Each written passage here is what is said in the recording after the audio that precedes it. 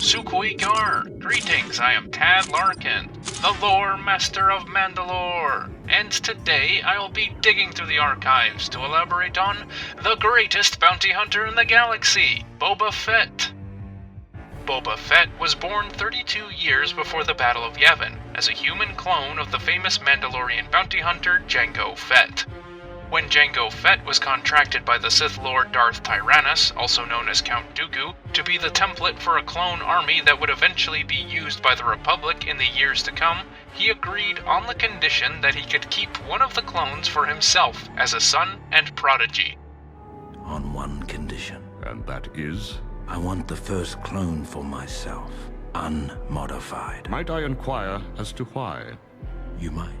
During Boba's gestation, he was not given the same age-accelerating treatments and hormone therapy that the rest of the clones received to make them grow faster and be more susceptible to commands and orders. He was completely unaltered.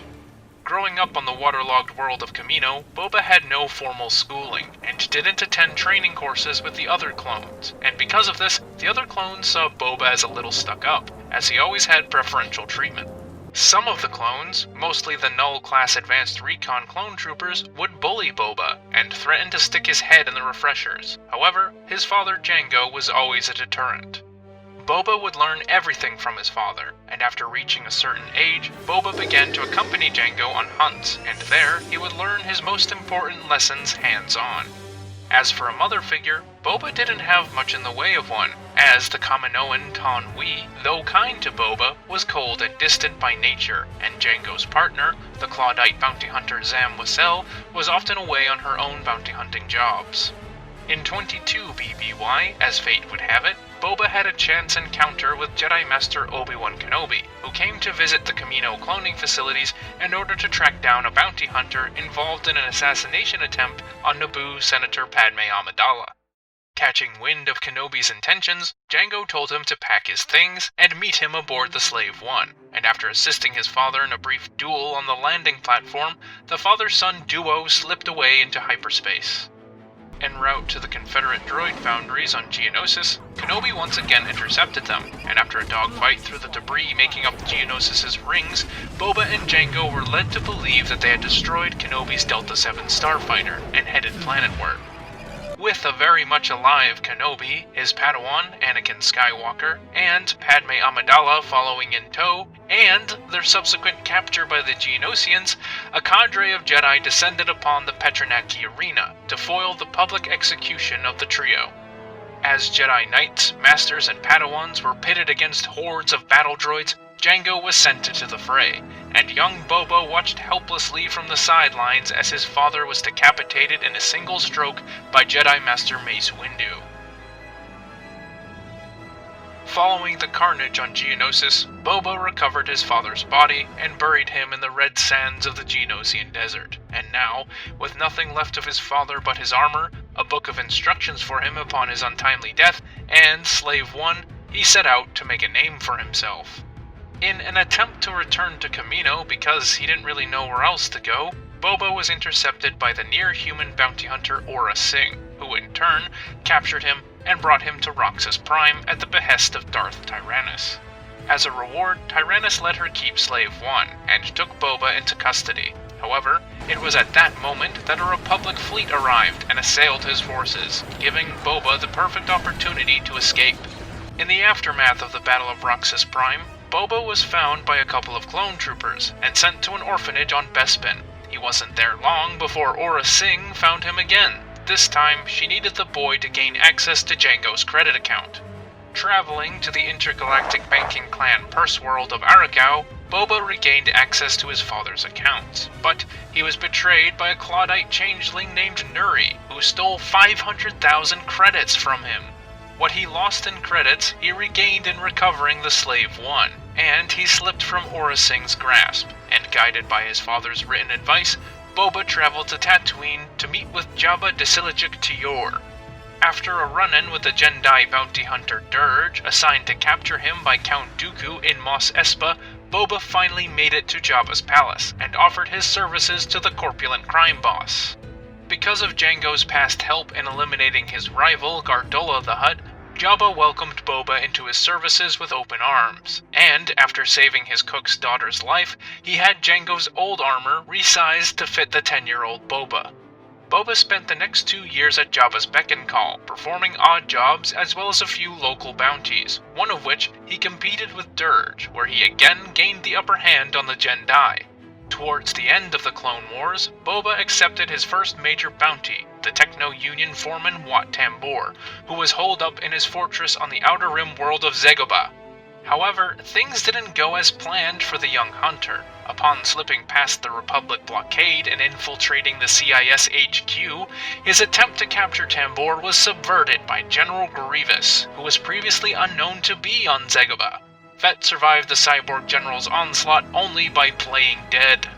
With the Separatists now on the losing side of the Battle of Dagobah, Grievous and Tambor fled, and Boba followed in pursuit. However, an unknown assailant in a Genevex fanblade fighter damaged the Slave One. Luckily for Boba, he was found by the Jedi Knight Anakin Skywalker, who staved off the Genevex's attack and forced Boba to land on Dagobah's moon. And as Anakin began to offer his assistance in repairing Slave One, Boba recognized that he had a golden opportunity. Realizing Skywalker's Jedi connection, he told the Knight in confidence that he had important information regarding Count Dooku that he would only tell the Supreme Chancellor himself, forcing Skywalker to reluctantly agree to take him to the one place where he knew he could find the man who killed his father and avenge him. Upon arriving at the Republic Executive Building on Coruscant, Boba caught sight of Mace Windu and promptly ditched his escort to tail him, following him to the empty Supreme Chancellor's office where he sprung his attack. Before either side could land killing blows, they were stopped by Chancellor Palpatine himself, who, to Boba's surprise, had already known that Tyrannus and Dooku were the same person, and paid Boba for his redundant information before he was escorted out of the building. Denied his revenge, Boba chose to honor his father in the only way that he now could, by becoming the best bounty hunter the galaxy had ever seen.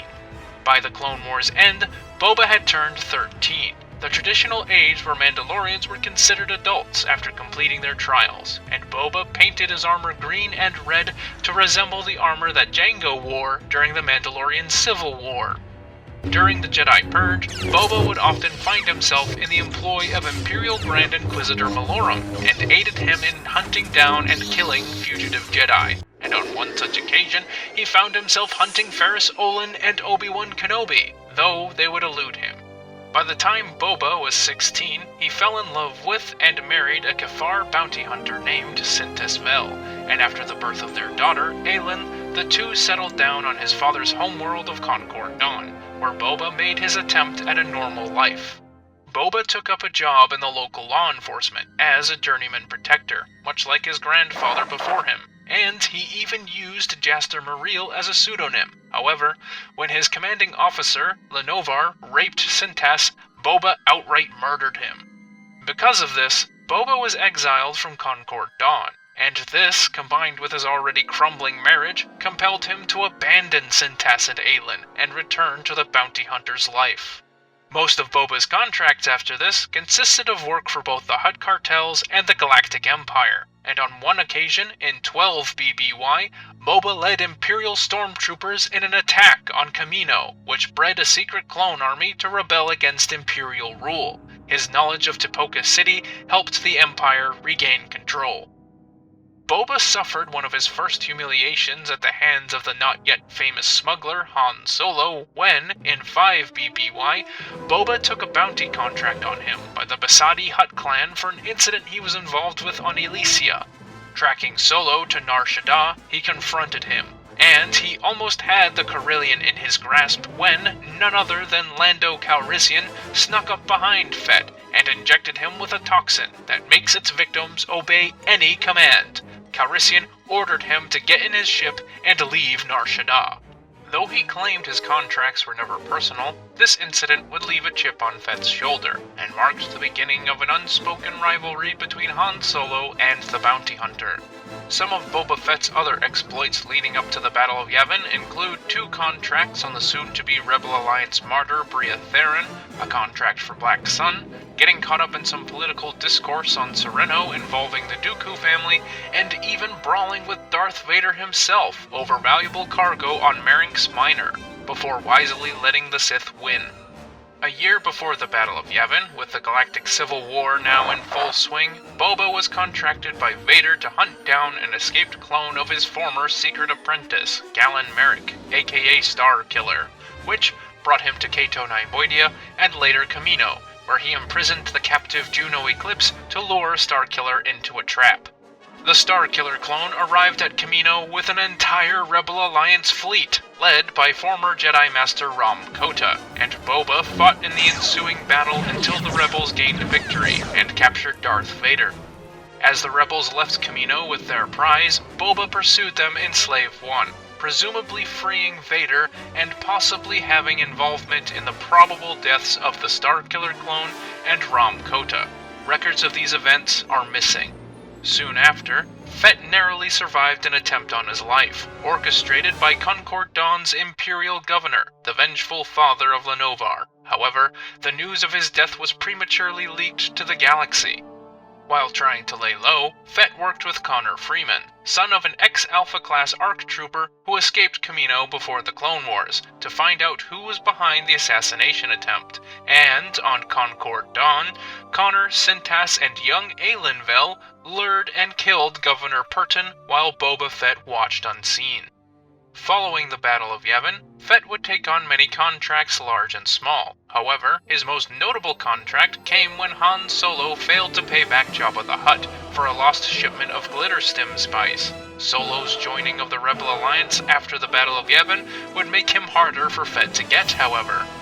In the 3 years between the Battle of Yavin and the Battle of Hoth, Fett would have several encounters and foiled opportunities to capture Han Solo, Luke Skywalker, and Princess Leia, including at the Alderaan Graveyard, Boz Pity, Pana, Ota, and Ord Mantell. Throughout his bounty hunter career, Fett always held disdain for the Bounty Hunters Guild and refused to join it. So, when an opportunity to infiltrate and destroy them from within was presented to him by Kudar Mukbat, he agreed. This would culminate into the Bounty Hunter Wars, and earn Fett the hatred of many bounty hunters. On Necropolis, Fett accepted a contract on the notable Dr. Evazan, who had a death sentence on 12 different star systems, and, after fighting hordes of his medical abominations, Boba killed the Mad Doctor. Soon after, Fett was hired by Imperial General Rom Mok to take out Kyle Katarn, a rebel operative currently working to destroy his coveted Dark Trooper program, and on Coruscant, he found his prey. However, Katarn would elude his capture and succeed in his mission. Leading up to the Battle of Hoth, Boba would accept a few more Imperial contracts, including one on Renegade Squadron, Han Solo's crack team of Alliance commandos, and even Admiral Akbar himself, whom he successfully captured for the Empire, though Akbar would later be sprung from captivity on the spice mines of Kessel. After the Battle of Hoth, Han Solo, Princess Leia, Chewbacca, R2-D2, and C-3PO managed to avoid Darth Vader's capture, and was evading chase by the Imperial fleet. So, Vader called on several well-known bounty hunters, including IG-88, Bosk, and Boba Fett himself, to capture the Millennium Falcon for a substantial reward. Fett was able to track the Falcon limping at sublight speeds to Cloud City on Bespin, in order to have Solo's old friend, Lando, fix their hyperdrive, and Boba made it to Cloud City first, not without a little competition from IG-88 though, whom he promptly turned into spare parts. Once Vader arrived, he and Boba forced Lando into a position where he would have to betray his friends and turn them over to Vader, who intended to use them as bait so he could lure Luke Skywalker and bring him to the dark side of the Force. Solo would be used to test the carbon freezing chamber that Vader intended to use to transport Luke to the Emperor, and Boba was given an opportunity to not only collect Vader's bounty on Solo, but Jabba's bounty on Solo as well. The Sith Lord agreed to turn Solo over to Fett once he was frozen. Luke arrived just when Boba and a few stormtroopers were transporting Solo's carbon slab to Slave One, and after a brief exchange of blaster bolts with the young rebel, Fett had Solo loaded in Slave's cargo hold. Even though Boba finally had his prize, it would be almost a year before he could deliver Solo to Jabba on Tatooine, as he faced stiff competition from Bosk, Forlom, Zuckuss, IG-88C, and IG-88D. Solo's slab would change hands multiple times between bounty hunters, all while Lando, Luke, Chewbacca, the droids, and the smuggler Dash Rendar were in hot pursuit. However, Boba would finally reclaim Solo and bring him to Jabba in 4 ABY. It wasn't long before Leia and Chewbacca arrived in disguise to free Han, and after being found out and captured, Luke came to beg for their release, and he was captured as well. All of them were transported to the Great Pit of Carkoon for execution, which Boba observed. Before they could be pushed into the Sarlacc pit, Luke retrieved his lightsaber from R2-D2, and a scuffle broke out aboard Jabba's sail barge and skiffs, with Boba Fett soon entering the fray.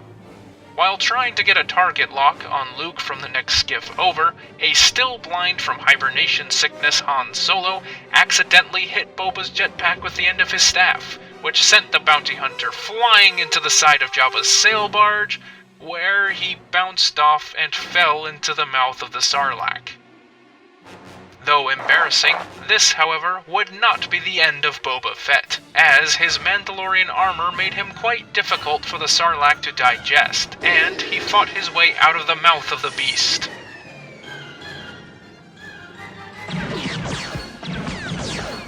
Half dead and abandoned in the desert, Fett was saved by Dengar, and in return, he helped him with a job involving the wealthy industrialist Kuat of Kuat, which, after stealing Bosk's ship, the Hound's Tooth, they executed their mission.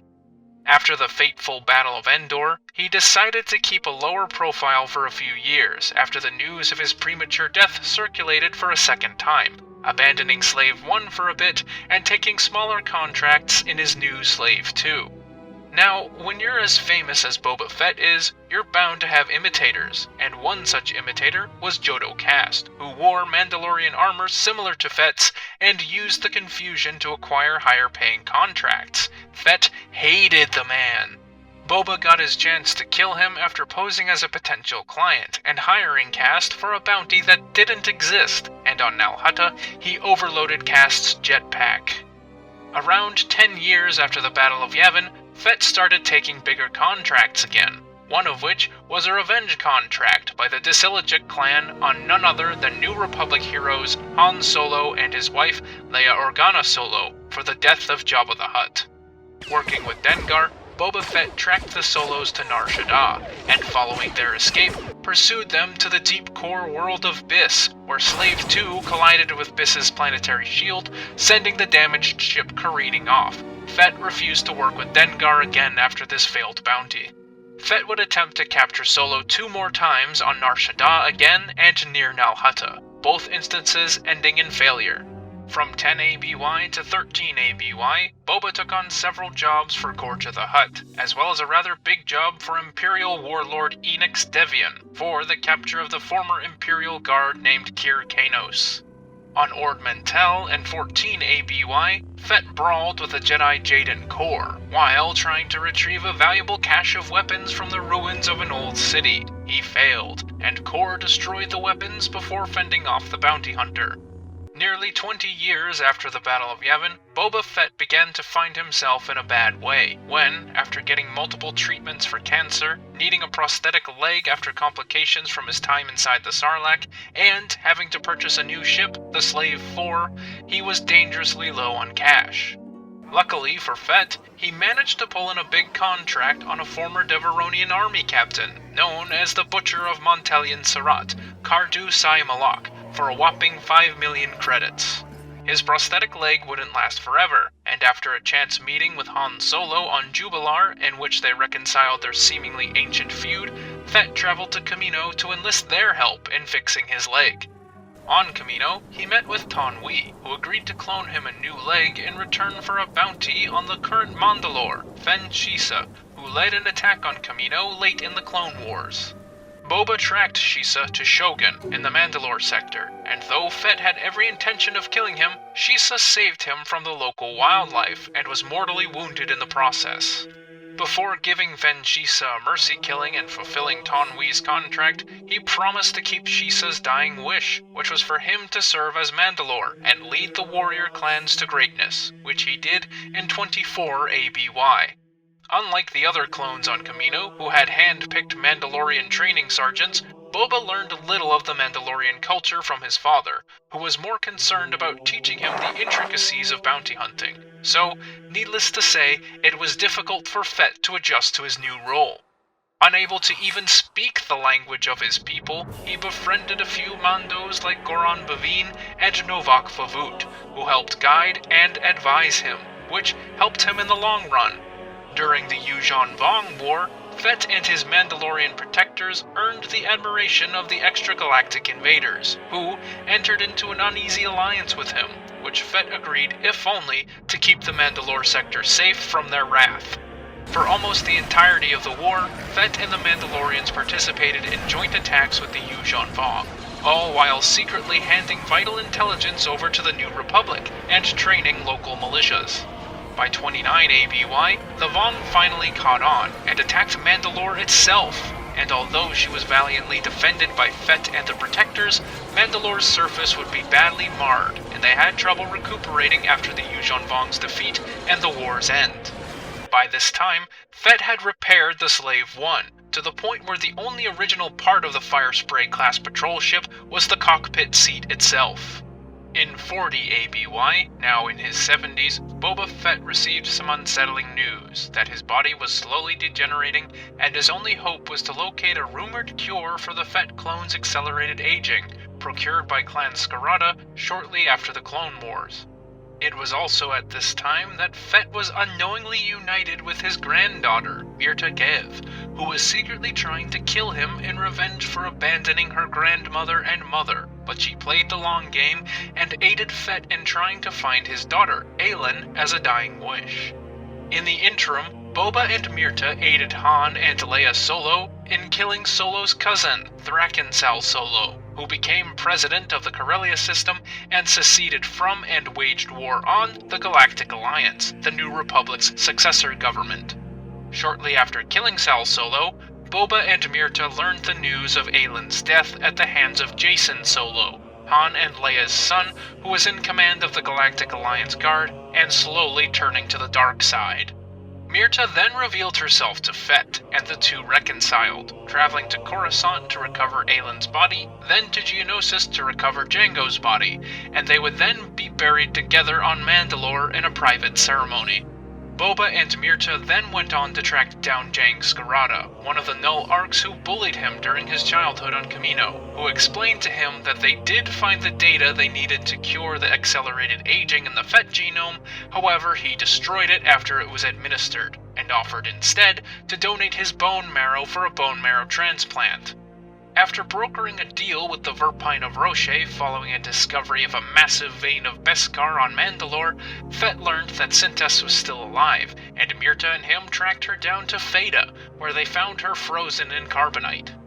They brought her back to Manda-LORE and unfroze her, and due to complications with the freezing process, she was heavily amnesic. However, Fett enlisted the help of Barden Yusik, a former Jedi who deserted the Order and went Mando before the end of the Clone Wars, to help heal her and regain her memories, as he had done with Phai Scarada decades earlier. At Mirta Gev's wedding to Gez Orad, the two reconciled, and Fett gave her enough credits and property so that she would never have to bounty hunt again. As the Second Galactic Civil War raged, Jaina Solo, daughter of Han and Leia, arrived on Manda-LORE, seeking training to help her in her duel with her brother, who at this point had gone full Sith Lord and had taken over the Galactic Alliance. With help from Boba Fett, Goran Baveen, and Mirta Gev, as well as some fancy Mandalorian crush gauntlets, Jaina dueled and killed her brother on Shidu Mad, ending the Second Galactic Civil War. Leading up to that fateful duel, Jacen Solo, now Darth Kaitis, had his scientists create a Fett genome-targeting virus, much like the one the CIS tried and failed to develop during the Clone Wars, and he released it on Manda-LORE to punish Fett for his and the Mandalorians' actions against the Galactic Alliance during the conflict. Fett and Mirta were now unable to return home. In 41 ABY, former Imperial Admiral Natasi Dalla was elected as Chief of State of the Galactic Alliance, and in return for her trying to help Fett find a cure for the virus, Fett pledged his and his Mandalorian's protector's services to Dalla, and acted as her muscle through her very anti-Jedi administration. Eventually, Luke Skywalker's new Jedi Order overcame and imprisoned her, and Boba Fett, still needing her for the cure, broke her out of the Armand Isard Correctional Facility on Coruscant. It is unknown if a cure for the Fett virus was ever found before Boba Fett died. However, I like to think that it was, and that he was able to see Manda-LORE one last time before being buried next to his father and his daughter.